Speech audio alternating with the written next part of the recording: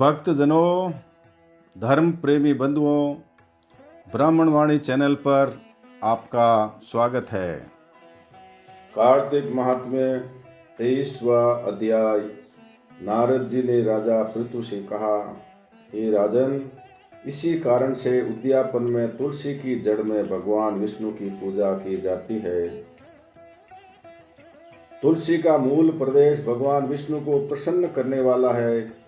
हे राजन, तुलसी का पौधा जिस घर में विद्यमान है वह घर तीर्थ स्वरूप है और उस घर में यम के दूत कभी नहीं आते।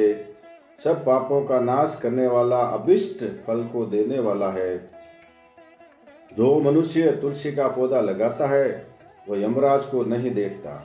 भगवती नर्मदा का दर्शन, गंगा स्नान व तुलसी के पौधे का संसर्ग, ये तीनों एक पुण्यप्रद है। तुलसी का पौधा लगाने से, सींचने से, दर्शन से और तुलसी को छूने से कामिक, वाचिक, मानसिक और संपूर्ण पाप नष्ट हो जाते।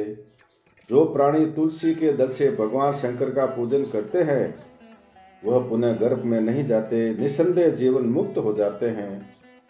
तुलसी के दल में पुष्कर आदि समस्त तीर्थ, गंगा आदि संपूर्ण नदियां और विष्णु प्रभृति सब देवता निवास करते हैं।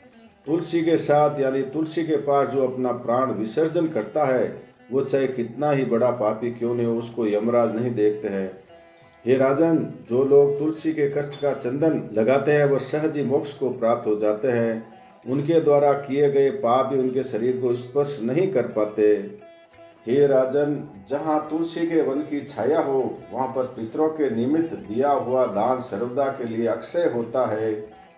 हे राजन, आंवले के वृक्ष की छाया में जो प्राणी पिंडदान करते हैं उनके पितर यदि नरक की यातना भी भोग रहे हों तो भी मुक्त हो जाते हैं।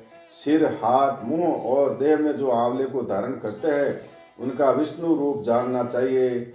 आंवले के फल और तुलसी के दलों को पानी में मिलाकर जो प्राणी स्नान करते हैं उनको गंगा स्नान का फल मिलता है। जो मनुष्य आंवले के पत्ते और फलों से देवताओं का पूजन करते हैं उनकी स्वर्ण मणि और मोतियों द्वारा पूजन का फल प्राप्त होता है। कार्तिक मास में सब तीर्थ, ऋषि, देवता और सब यज्ञ जब सूर्य तुला राशि में होता है आंवले के वृक्ष में वास करते हैं। जो मनुष्य द्वादशी तिथि को तुलसी का दल और कार्तिक में आंवले का पत्ता तोड़ता है वह रौरव नरक में वास करता है। जो कार्तिक में आंवले की छाया में बैठकर भोजन करता है उसके अंत संसर्ग में सब दोष नष्ट हो जाते हैं। कार्तिक मास में जो आंवले की जड़ में भगवान विष्णु का पूजन करता है उसको श्री विष्णु क्षेत्र के पूजन का फल प्राप्त होता है।